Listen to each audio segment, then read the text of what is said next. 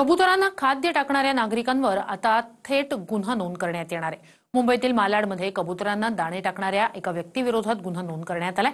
कबुतरखान्याविरोधात हायकोर्टाने आदेश दिल्यानंतर कारवाईला वेग आलाय। पाहूया हा रिपोर्ट। मुंबईतील कबुतरखान्यांविरोधात अखेर पहिला गुन्हा दाखल झालाय। माहीमच्या LJ रोडवर एक कार चालक कबुतरांना खाद्य टाकत होता। त्यावर हायकोर्टाच्या आदेशानुसार गुन्हा नोंदवला गेलाय। याआधी दादरमधील कबुतरखान्यात खाद्य टाकल्याप्रकरणी पालिकेनं दंडात्मक कारवाई केली होती।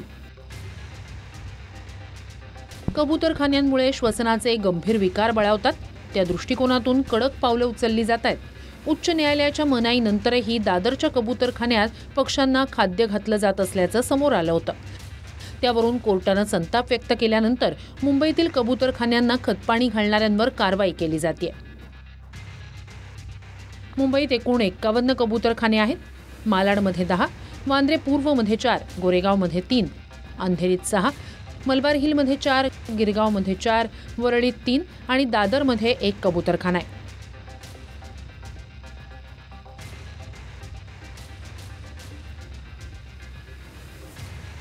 कबुतरांच्या वारंवार संपर्कात राहिल्यामुळे अनेक गंभीर आजार होतात। खास करून याचा सर्वाधिक धोका कबुतरखान्याच्या शेजारी असणारे लोक, दुकानदार आणि त्या भागातून वावरणाऱ्या लोकांना असतो। कबुतरांच्या विष्ठेतील बुरशी आणि जीवाणू दीर्घकाळ श्वासावाटे शरीरात गेल्यास हायपर सेन्सिटिव्हिटी न्यूमोनायटिस हा फुफ्फुसाचा गंभीर रोग होतो। यामुळे सतत खोकला, दम लागणे आणि थकवाही येतो।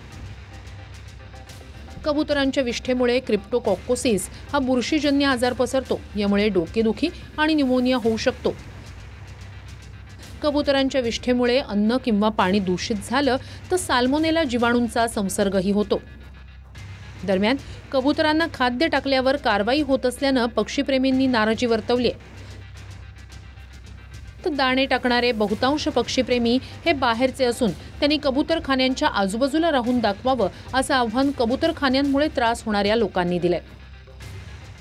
कबूतरखाने का बंद व्हावे, आम्हाला एक तरी उत्तर द्या। जे कोर्टाने हॉस्पिटल्समधून रिपोर्ट्स मागवलेत ते रिपोर्ट्सची तर ती सगळी पूर्ण रिपोर्ट 7 तारखेला सबमिट होणार आहे।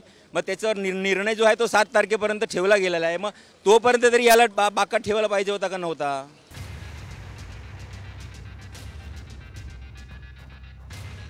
Bureau report, TV9 Marathi, Mumbai.